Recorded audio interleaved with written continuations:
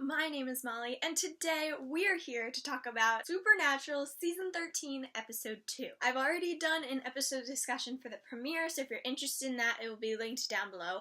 Also, if you're interested in looking at my Supernatural convention vlogs from Supernatural NJ, I will also leave those down below. If you guys don't know, Supernatural airs on the CW Thursdays at 8 o'clock, and it is one of the best shows ever. All the seasons are also on Netflix, so if you haven't watched the show, you can go watch them on Netflix and catch up, and then watch the newest season on the CW. I admit it is a lot of seasons. We're on 13 now, so there's 12 that you'd have to catch up on, but it's totally worth it. It's so good, and it flies by. So definitely go check it out if you haven't. If you guys have watched up until the premiere and didn't see episode 2, I can tell you that it was a very good episode. I really love the storyline that they're doing this season. I really love Jack, and I really love the whole thing that they have going on with the alternate universe. The only thing about this episode that really annoyed me was Dean, surprisingly, which is usually not the case. I love Dean and everything he stands for and everything he does, but this past episode, there were a few scenes where I was not too happy with Dean, and that doesn't mean I don't love him still or anything like that, but there were things that I was like, Dean, honey, like, we need to fix that. There are also some triggers which they did not put a warning for, so I will warn you now. There is self-worth issues, and there is self-harm. I don't want to say an attempt at suicide, but like it kind of is, so make sure to be on the lookout for those if those things do trigger you. So, all in all, this episode was good. I definitely recommend you guys go watch it and then come back and we can talk about it, but if you haven't seen it, I'm gonna say goodbye to you now because I don't want to spoil. So goodbye! Okie dokie, let's get started. There's a scene where the boys and Jack are in the Impala and Jack is sleeping in the back, and I just kind of question that because Jack is sleeping. I find that very odd because he has all the powers of an archangel and like an angel blade doesn't even hurt him, but he sleeps. I just found that very weird because like no angels sleep and he has all the powers of an angel, but he sleeps. He also eats. We go to hell for the first time in a while and we see this demon who's standing on like up. Sorry, Jensen. He's standing up, like, guarding the throne, and he's like, Lucifer's gonna come back, Lord Lucifer is rising, you know, like, all that fun stuff, and, he says Lord Lucifer is making hell great again, and I was just like, I see what Supernatural's doing, though, and it's really funny. That demon comes back later on, and he's really funny when he's, like, taking notes for that new Prince of Hell, and he, like, takes out his little notebook, and he's like, world domination. Like, it was just really funny, he had his little notebook. Speaking of the Prince of Hell, we meet the final, I think it's the fourth and final Prince of Hell this episode. His name is like Asmodeus or Azodus, something like that. I'm gonna call him Az. His accent is not very scary, so he doesn't intimidate me that much. He also wears all white, which I found very odd. Is that like an ironic thing that he's trying to do? Like, God and angels and purity are white, so he's gonna wear white as the king of hell? Like, I'm not really sure. I really miss Crowley. He also begins to talk about, and we'll get more into this later on, but he also begins to talk about how there's these soldiers that they need to let loose on the world, and I was like, oh God. After we go to hell, we jump to the AU universe with Mary and Lucifer, and Mary is running away because she's worried Lucifer's gonna kill her, and she tells him that. She's like, you're obviously going to kill me, and he's like, why would I kill you? Oh, that's right, I'm evil. And it was just Lucifer. So funny. And then he goes on to talk about like how in a perfect world he would kill her and her annoying boys and everybody they've ever known, but you can't get everything you want in life.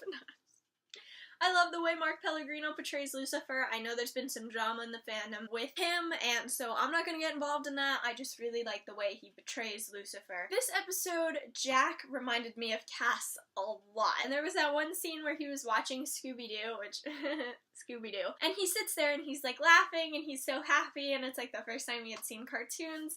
And there was a scene a few seasons ago where Cass did that, and Cass was laughing because he had never seen cartoons before.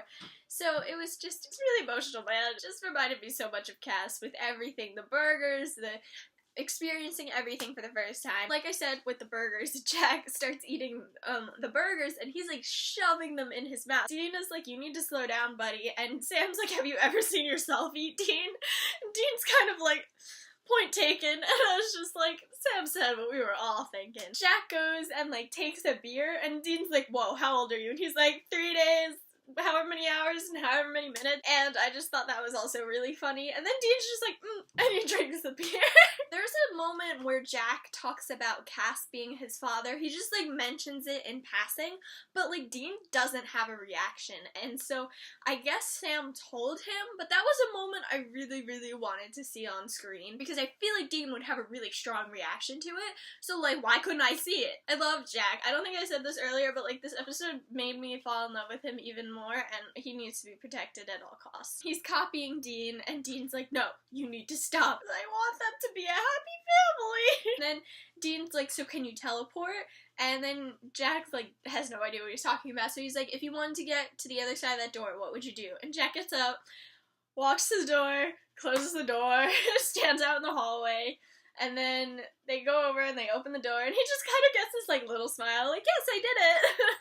And it was so cute. Jack goes and gets the Winchester Brothers tattoo, which is the anti-possession symbol right here. I was kind of upset that they took him to get it and they never took Cass to get one.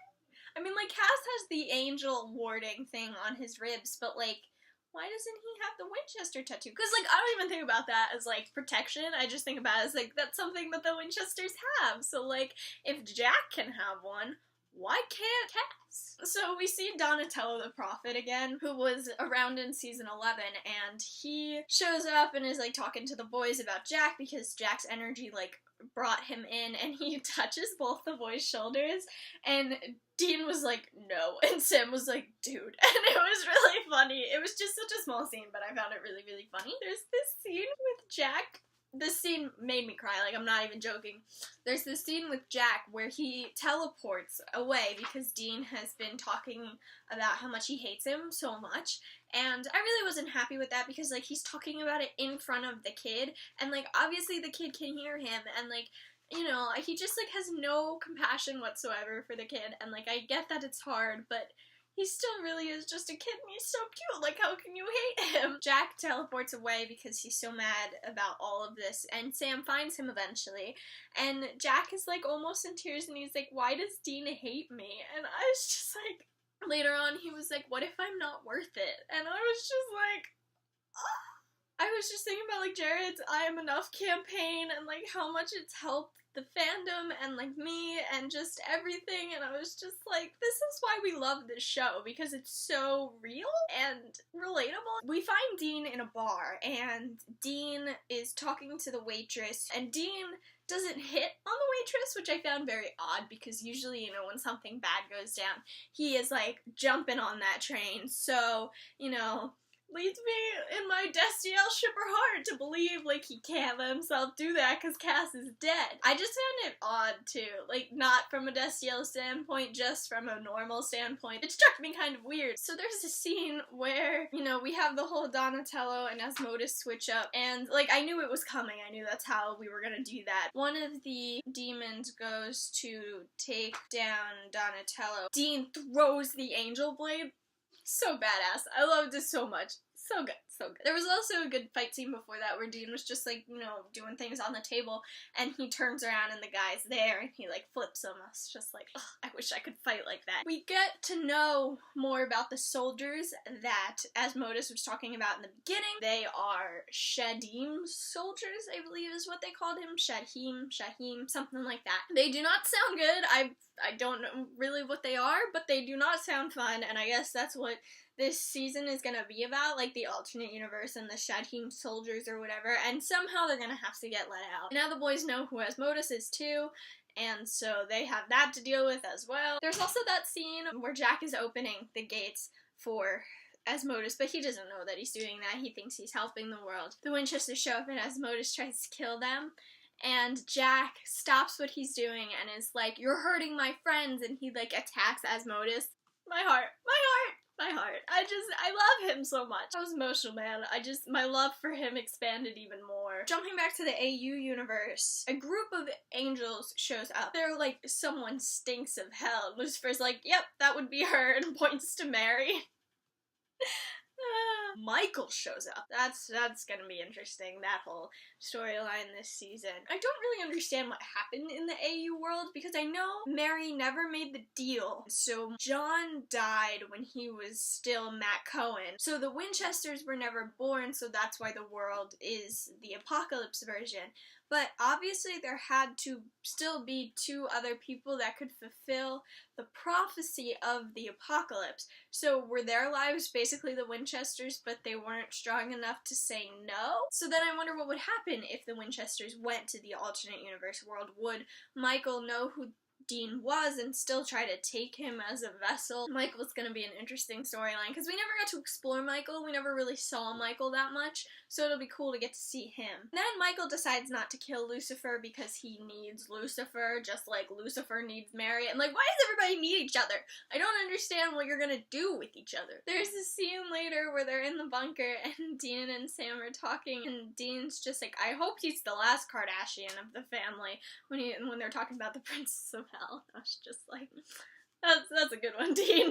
Alright, so this is the scene that I was really pissed at Dean about. Dean walks down the hallway and ends up finding Jack, who is stabbing himself repeatedly in the chest. And Dean takes a knife and is like, what the hell's wrong with you? What are you doing? He doesn't console Jack in any way. He's like, yeah, you're right. I don't think you deserve to be saved. I don't think you can be saved, and I don't think you will be saved.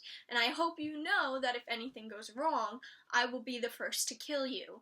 And I was just like, this kid is trying to kill himself right now, and you're threatening to kill him. Like, it's just, Dean, no! No! This poor child. Oh my god. Poor Jack. Poor Jack. I need Sam to, like, go hug him or something. And I need Cass back to be like, Dean, what the hell is wrong with you? This is our child, and we're gonna take care of him. I love you, but you need to get your shit together. Like, I know it's hard, and I know you miss your husband, and, like, I know you miss your mom and Crowley and everything like that, but you need to take it down a notch. At least just ignore the kid. Don't threaten to kill him every 5 seconds. That is the end of the episode, but we get a promo for next week. Next week is a very exciting week. Missouri Mosley is back. Patience is introduced, and she's going to be a part of Wayward Daughters. And we see Cass! I don't know how, and I don't know in what form, but I know he shows up at the end of the episode, and I know he's also not going to be reunited with the Winchesters until episode 6, so like, how does that work? So I'm really excited for next week because we get to see a lot of characters that we haven't seen in a while, and we also get introduced to Patience. You know, it's just going to be a fun week. I think next week's going to be a good episode. So those are my thoughts on episode 2. Let me know what you guys thought down below. If you're interested in any other episode talks for Riverdale, Stranger Things, Shadowhunters, or Teen Wolf, make sure to subscribe because I also do all of those. I hope you guys enjoyed this video. I try to upload a video every week. If you like my videos, then subscribe, and I'll see you next time. Goodbye!